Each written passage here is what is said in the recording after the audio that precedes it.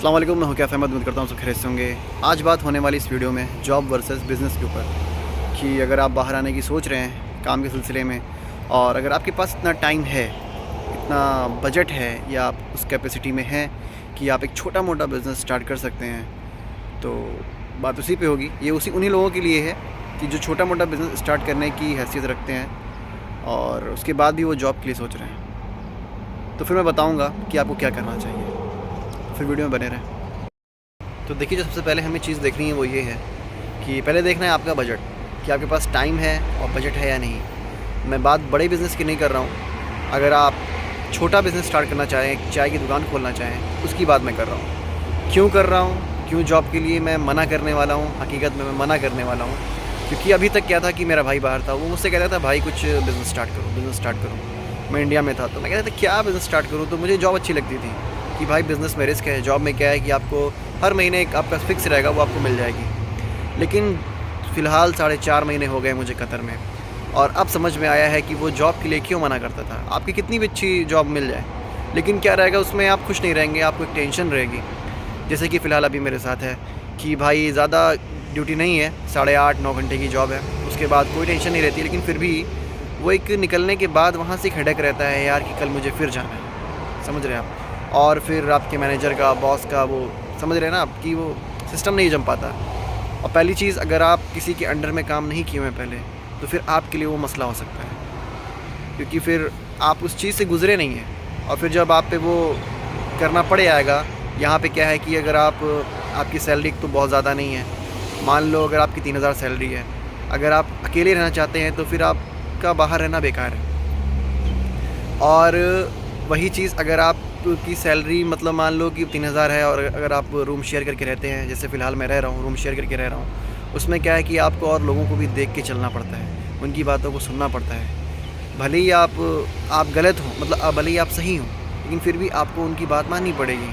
हाँ करनी पड़ेगी, नहीं तो फिर आप उनसे मतलब क्या है ना कि कट कर नहीं चल सकते हैं। कहीं ना कहीं बहुत चीज़ों को लेकर चलना पड़ता है, जो कि ये बर्दाश्त नहीं हो पाता। कभी कभी झगड़ा भी हो सकता है। तो बहुत सारी चीज़ें हैं बाहर आने में। और अगर यहाँ फैमिली हो तो कोई मसला नहीं है, फिर सैलरी अच्छी होनी चाहिए अगर फैमिली को आप बुला रहे हैं। और बस मैं वही कहना चाहता हूँ कि जो मैंने गलती की है बाहर आकर, मेरे पास वक्त था, टाइम था, हर चीज़ थी, लेकिन फिर भी मैंने उस चीज़ पे गौर नहीं की। चाहता तो मैं बिज़नेस कर सकता था, लेकिन मैंने नहीं किया, वो मेरी मत मारी गई थी। लेकिन मैं वही कहना चाहता हूँ, मेरे पास बहुत से मैसेज आ रहे हैं जो सिर्फ लोग जॉब मांग रहे हैं।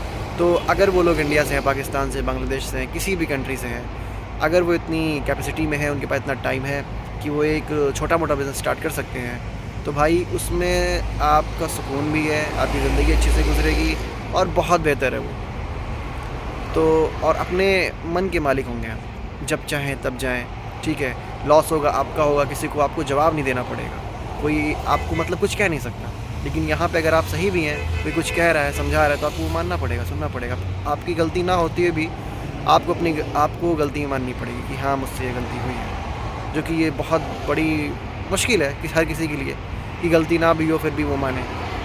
तो वही है कि मैं तो कहता हूँ कि जो बाहर आना चाहता है तो भाई वो सीधे बाहर आने की ना सोचे, पहले कोई बिज़नेस स्टार्ट करे, वहाँ पे खाने पीने वाला स्टार्ट करे, रेस्टोरेंट वगैरह टाइप से खोले, एक छोटा सा ढाबा ही खोल ले, एक छोटी सी चाय की टपरी ही खोल ले।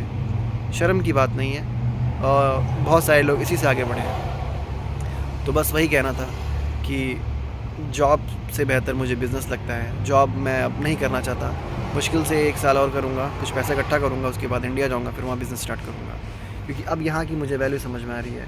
और अगर कुछ जमता है तो मैं कतर में ही बिज़नेस स्टार्ट करना चाहता हूँ, क्योंकि यहाँ देख रहा हूँ मैं जितने रेस्टोरेंट हैं यहाँ पे केरला और बांग्लादेशी भरे पड़े हैं। तो आखिर सबका चल रहा है, हर किसी का चल रहा है। तो ट्राई करेंगे यहाँ पे अगर कुछ हो पाए, नहीं तो फिर इंडिया में।